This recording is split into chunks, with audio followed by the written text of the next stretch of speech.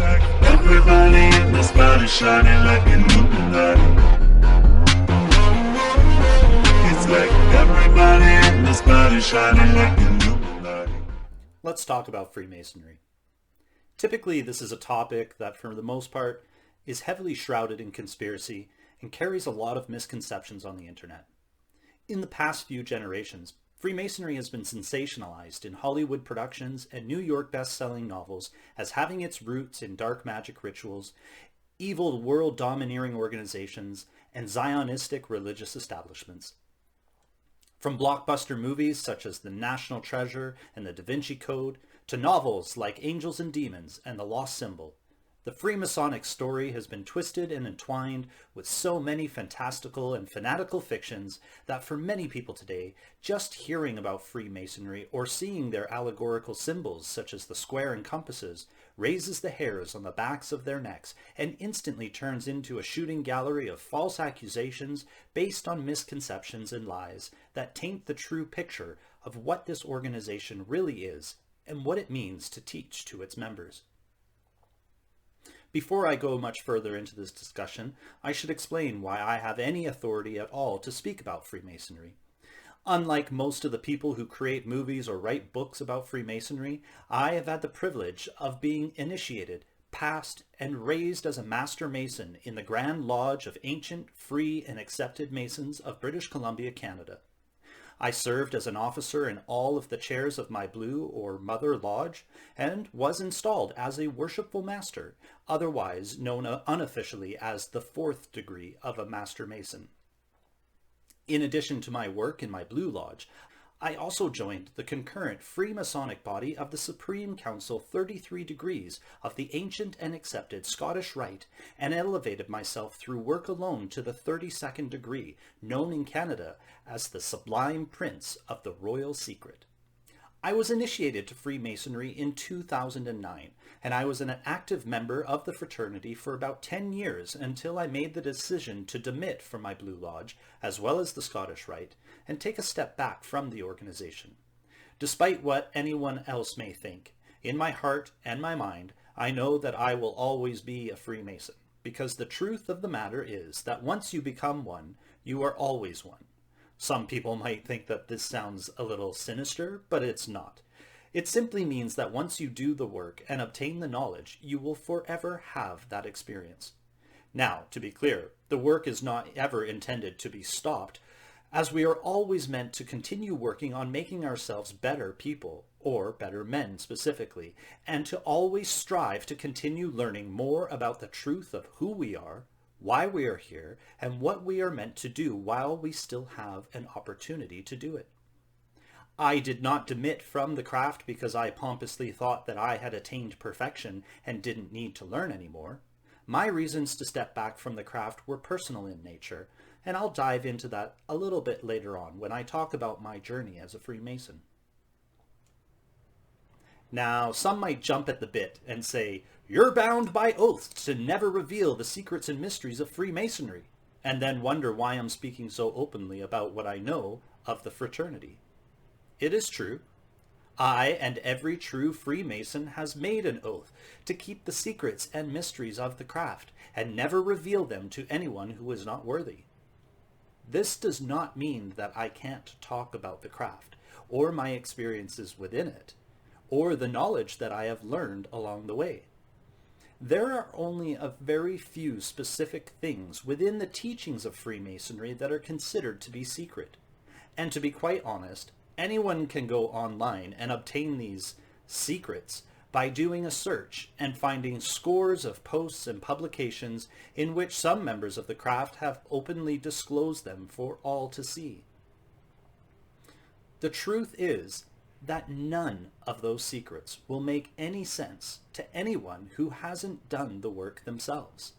Sure, some of them might sound sinister or even downright evil in some cases, and it is easy to see why so many people can point fingers at those words and say ridiculous things like, "I told you they're goat-sacrificing, baby-eating, satanic-worshipping, Illuminati-loving Jews." Well, I'm sorry to disappoint you and all those other fanatics out there. but you're just buying the hype and drinking the Kool-Aid. The secrets of Freemasonry have more to do with the inner soul searching that every member has to do in order to start to understand what those words really mean, why they are written in the way that they are, and how they sound when they are spoken aloud in the confines of lodges at work. So yes, you can open up your browser and search online for the secrets of Freemasonry, and you will most likely find them. But just like how the Bible is written in code and put together in such a way that if you only read the literal words, you'll most likely never understand the real meaning or power of what's behind those words. And as is the case for so many people who try to take this shortcut route, you'll probably misinterpret things so badly that you'll end up going in the complete opposite direction of what the true teachings of the Bible or Freemasonry are meant to guide you in. As such, I just want to be very clear that I will not be revealing any of the actual secrets of the craft, but I will gladly talk about anything else. So before I get back to my own personal journey, let's touch on some of the biggest misconceptions and some of the biggest truths about the craft. All seeing eyes watching tonight. That's what it is, truth and the light. All seeing eyes watching tonight. Nothing to hide, secrets inside. It's like Misconception number 1. Freemasonry is really the Illuminati. Well, this is false, and comes from the old wives' tales that maybe have a little bit of truth to them about one of the founding members of the Bavarian Illuminati way back in the 1700s of Eastern Europe. Someone, I'm not going to name them because it's irrelevant, joined one of the main Freemasonic lodges and attempted to pull some of the brethren away from that lodge to join and form the Bavarian Illuminati. Since then, there has been a long-standing but misgotten belief that the two organizations were associated with each other. It's simply not true. But do your own research and you'll find out that the Illuminati today is nothing like the Bavarian Illuminati was 300 years ago. Now, there may be members of the Illuminati that are also Freemasons, but that does not mean that all Freemasons are Illuminati. Just like how some Catholic priests truly are sick pedophiles that should probably be hanged and disemboweled, but not all Catholic priests are pedos.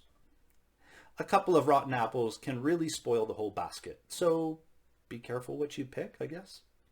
All right, moving on. Misconception number 2.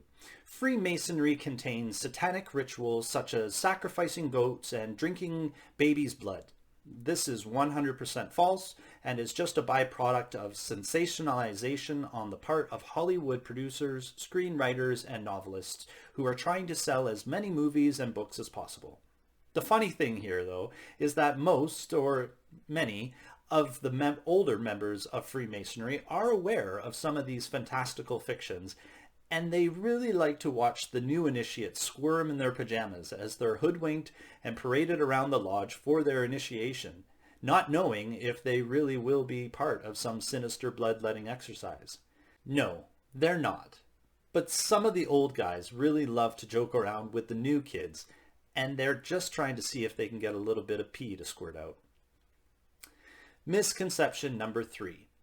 Joining Freemasonry and working through all of the degrees reveals secrets of the world, opening up doors to riches of material wealth and power. Again, this is total fantasy. There are no secret handshakes that unlock magical powers, and your bank account is not mysteriously filled with millions of dollars like it's portrayed in movies, whatever it was, Skull and Bones. Contrary to these fantasies, the truth is that every member of Freemasonry must pay annual dues to be part of a lodge, usually to the tune of about $150 a year, but that fluctuates depending on the lodge and its members. The dues cover operating expenses, and a portion is also sent up to the Grand Lodge under which each lodge operates for their operating expenses. Now, some members do receive wages, but I can tell you that it's not a lot, and generally those members put in a lot more work than what they get paid for. Typically these members will be the lodge secretaries, and they are responsible for a lot of paperwork and administrative duties. They are not rolling in dollar bills or driving Maseratis, unless of course their day jobs involve, I don't know, managing hedge funds or selling investment products. Okay, now on to some truths. Truth number 1. Freemasonry is a fraternal organization only open to men who are freeborn, of mature age, and believe in God. Yes, on all accounts. However, it is important to note that there are also concurrent bodies of Freemasonry that are intended specifically just for women. I'm not going to speak much on those because I'm not a woman and I don't know exactly what goes on behind those closed doors. But I can say that I know for a fact that they don't have big cauldrons or magic potions and spells, and I've only ever seen one member with a wart on their nose, so I don't really think that they're witches. Truth number 2. Freemasonry is founded on the principles of brotherly love, relief, and truth. This is no secret, but it is the fundamental principle of the craft. The idea of Freemasonry is that you support and love your brethren. You provide them with relief or help if they so need it. And above all else, it is about the pursuit of truth. Ultimately, the goal of being a Freemason is to make yourself into a better man. You start out as a rough shape of a human, and your goal is to chisel yourself into a smooth and refined cube of a man. It's a never-ending process, and only when you pass on to the Grand Lodge above and give an account of your life to the Creator will you look back upon your progress to see just how well you did. You can find similar analogies of this fundamental belief in the Bible or passed down through other ancient teachings and beliefs. Truth number 3. Freemasonry is one of the oldest organizations with its roots clearly stemming from religions such as Judaism and Christianity. Yes, this is true. Although the official Freemasonic organization was founded in the 1700s in England, the teachings of the craft allegedly date back thousands of years. It is true that in the center of every lodge lies open the Bible, and that many of the teachings of Freemasonry are rooted in the stories from the Old Testament. It is true that the lessons of Freemasonry, especially the higher degrees of concurrent bodies such as the Scottish Rite, lead you directly to the teachings of Jesus Christ and Christianity. It is true that many people find their path to Christianity through Freemasonry, and this is ultimately why one of the preconditions of becoming a Freemason is that you must believe in a higher power, or God. Freemasonry, however, is not a religion, and to be honest, talking about religion in an open lodge is actually forbidden. But the fundamental principles of the craft are built upon the same teachings that you will hear in most Christian churches. Okay, so there you have 3 common misconceptions and 3 very general truths about Freemasonry as a whole. I'm sure that there is a lot of other misinformation out there, such as that, all astronauts are Freemasons. But honestly, you can find dirt in any hole that gets dug. I'm not going to waste my energy trying to debunk all of them, and I'll recommend that you take everything you find online with lots and lots of grains of salt. Regardless of what so many people want to think about Freemasons, the vast majority of the men in that fraternity are about as old as a potato, also known as Joe Biden, and the main reason why they go to lodge is because they don't want to be stuck at home with their wives every night of the week. It's pretty ridiculous how easily people will judge someone as soon as they hear that they're a Freemason. I recently just listened to a podcast between Jeranism and Uncle Odd, and they were both laughing about how they've been accused of being Freemasons, which I'm pretty sure they're not, as far as I know. And they both routinely add fuel to the fire, stoking many of the misconceptions that I've just discussed. Of course, I can completely understand that they are simply appeasing to their customer base, as it would be financial or social suicide for anyone that has tens of thousands of YouTube subscribers to openly talk about Freemasonry without jumping on the whole conspiracy bandwagon. Not to mention all of the horrible hate mail and commentary that would instantly flood their channels. This is why you just don't find a lot of channels, hardly any at all, who are actually willing to speak the truth about Freemasonry. To be honest, I only personally know of one other channel that offers a really honest depiction of Freemasonry, and that belongs to Marty Leeds. Although not a Freemason himself, he has invested years of research into the craft and has published numerous videos, lectures, and papers about it. Along with his studies in Freemasonry, Marty Leeds is a self-taught expert in gematria and the hidden or esoteric knowledge contained within the Bible. Marty puts out regular podcasts and he has a wealth of knowledge about mathematics and occult teachings. I highly recommend visiting his website, martyleeds33.com, and checking out his content. And who knows, maybe one day Marty and I will actually be able to link up and make a video podcast about Freemasonry. It's like everybody in this body shining like Illuminati. It's like everybody in this body shining like Illuminati. So, now to talk about my journey and experiences as a brother in the craft. Just to be clear, I'm not here to promote or advertise Freemasonry. I just want to share my knowledge and experience and try to help clear up some of the common misconceptions that are rife on the internet.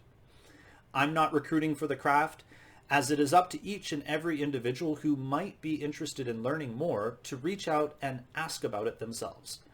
If someone decides that they want to know more or want to join a lodge, then they should go online and find the website for their local lodge in their town or city and get in touch with them. That's how I did it. So it was late 2008 and I was driving around my town and I saw a car with the Freemasonic logo on the side passenger door.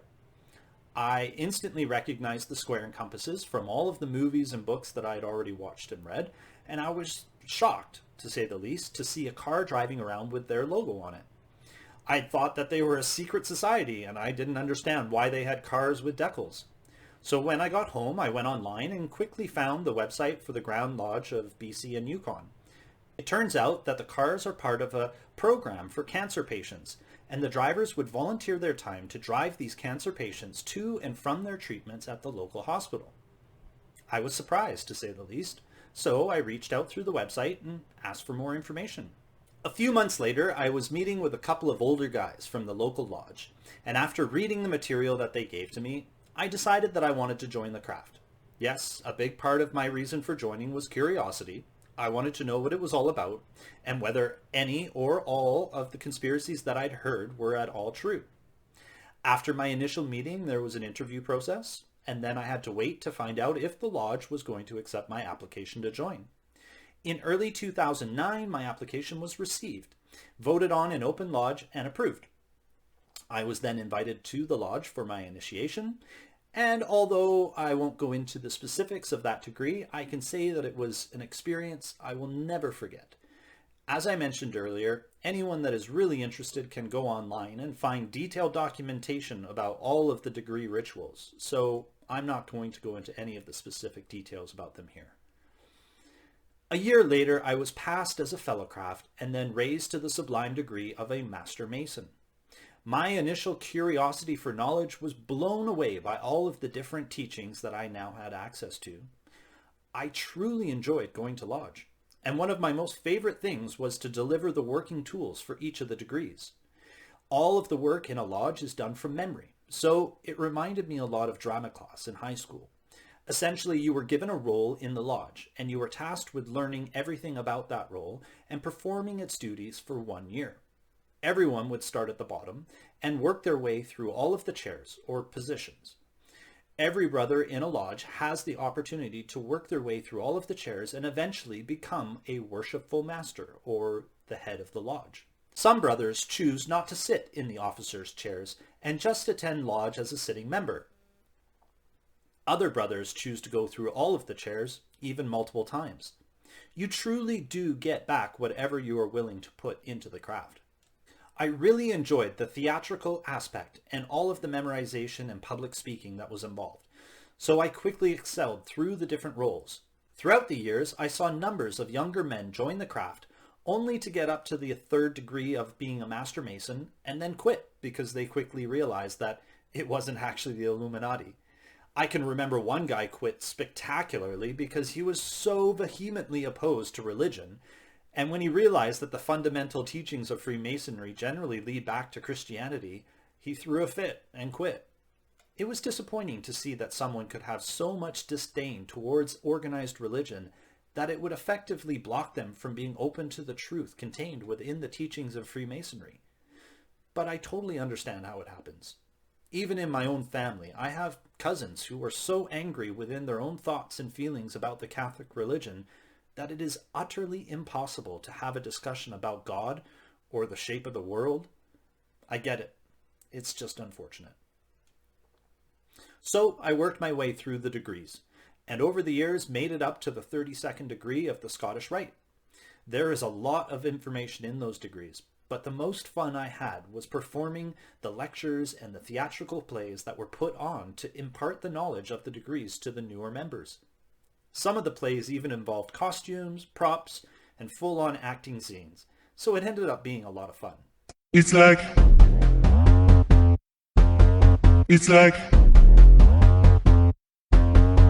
like everybody in the sky is shining like an Illuminati. It's like It was 2016 when I was installed as a worshipful master of my Blue Lodge. And it was right around this same time that I finally quit all social media. I had spent the previous 2 years quietly studying and encouraging others to study the Flat Earth movement. Anyone who has openly researched and discussed the Flat Earth topic will know just how disgusting the general public on social media reacts to Flat Earthers. I've been told numerous times to kill myself, to never procreate, and have even gone so far as to try and affect my place of work. What's even more disappointing is that as much as there has been such a big push towards exposing and ending bullying online, that never seemed to be applicable towards Flat Earthers. Nowadays, in 2021, and throughout, the most of 2020, as I'm sure many people could confirm, this same type of behavior was experienced by those who tried to speak out against the whole fake plandemic. Just goes to show that most people are just sheeple, ushering in this new era of cancel culture. So I quit the social media and went through the painstaking process of demanding that all of the social media platforms actually delete my personal information. It wasn't easy, but I can tell you that once I had removed those poison factories from my life, I felt immensely better. I discovered just how much more free time I had to invest in myself, and so when I was installed as the worshipful master of my Blue Lodge, I took the time to reread all of the works of the 3 primary degrees of Freemasonry. I was astounded when I realized that right there in the lectures and teachings of the first 3 degrees of Freemasonry were multiple confirmations of a flat and stationary earth. I'm not going to pull out my little black book right now and recite the specific work, but I may decide at some point to dig in and show exactly what I mean, as long as I don't end up revealing any of the secrets, which, as I said earlier, there's only a very small portion of the work that's actually considered to be secret. So, I tried reaching out to a few of the senior members of the lodge to question what I had discovered in the work, as well as to discuss some of my own observations of the physical world, particularly to do with the moon, the sun, and the cosmos. To my surprise, the first brother that I spoke to quickly and quietly hushed me and told me under his breath that we weren't allowed to talk about that stuff. To this day, I still don't know if he was just joking around with me, but I'll never know for sure, as that funny old guy has since passed on to the Grand Lodge above. But it was the response of one of the other very senior members, and honestly, if there ever was a Freemason that I thought may have been eating babies and drinking their blood, this old guy seemed like he was just never actually going to die. And he was the one that left a really bad taste in my mouth. I had brought up the general flat earth topic and then drew my correlations to the teachings of the lectures and how it was hiding in plain sight all along.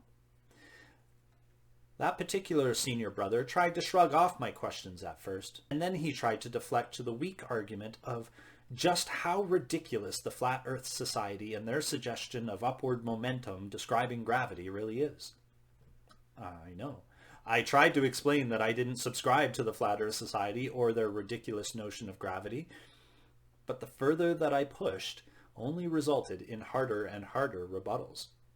The argument heated up to the point where this senior brother told me that I should quit the craft because he didn't think that I believed in the fundamental principles of Freemasonry any longer. I was shocked. I pleaded my case, but he had already made it up in his mind that I was no longer worthy to serve as the worshipful master.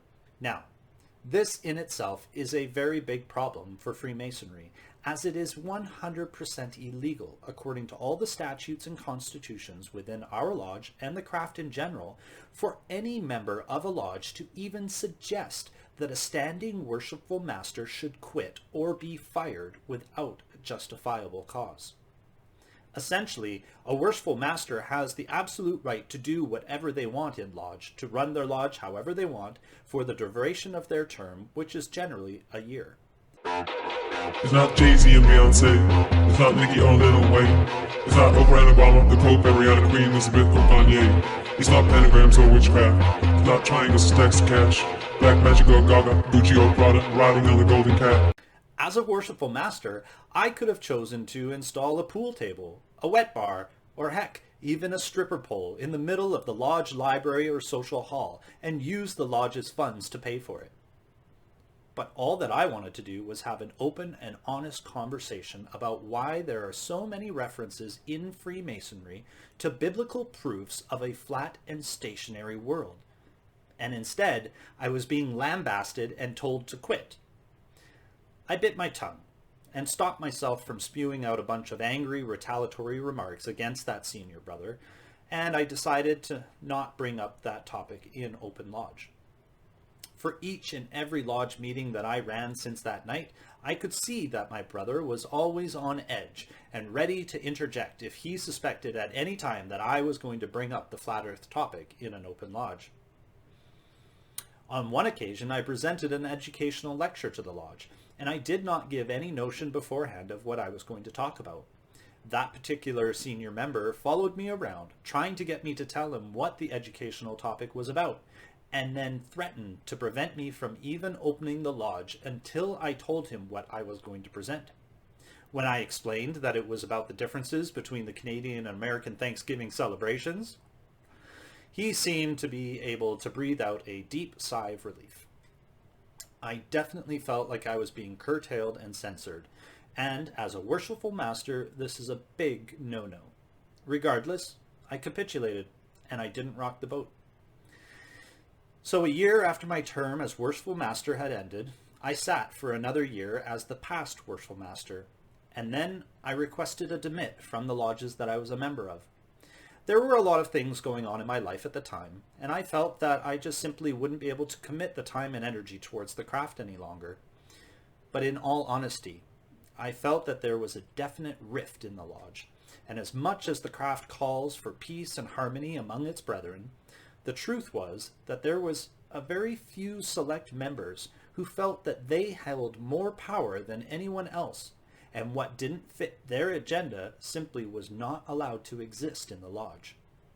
I wasn't the only one who experienced this, and throughout my journey in Freemasonry, a number of brothers were suspended or even fully ejected from the lodge and craft simply because they had a different opinion from that of what some of those power-hungry elitists at the top held. Ultimately, my point comes to this.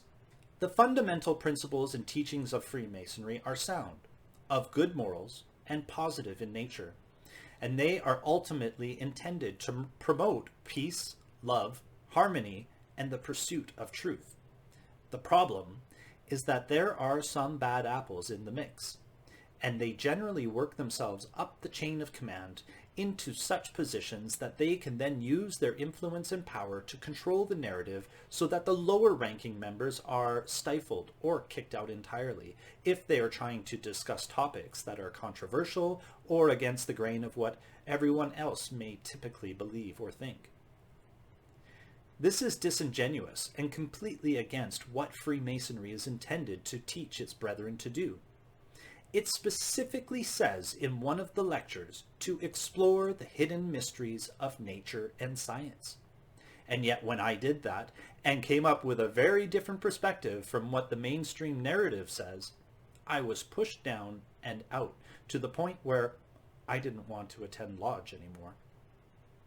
Since I have demitted, I've spoken to a number of brothers from the lodge, and for the most part, they completely understand my position.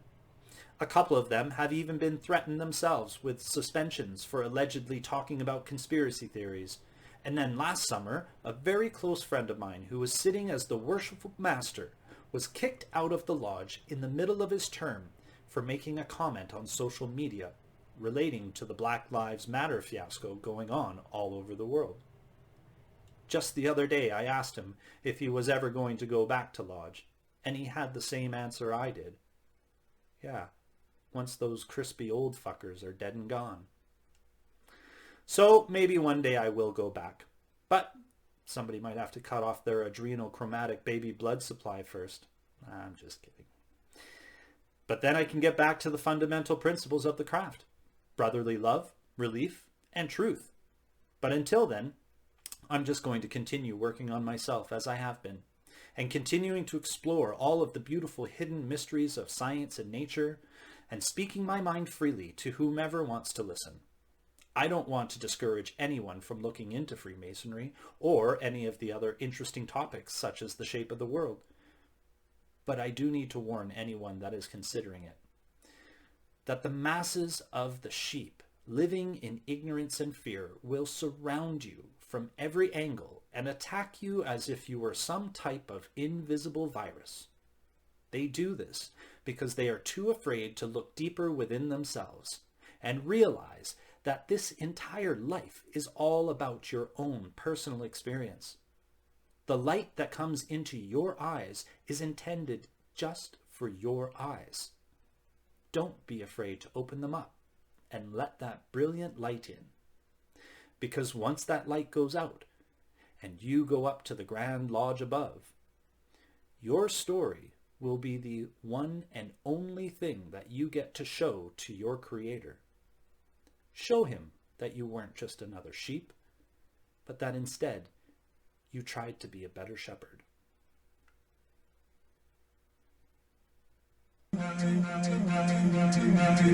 It's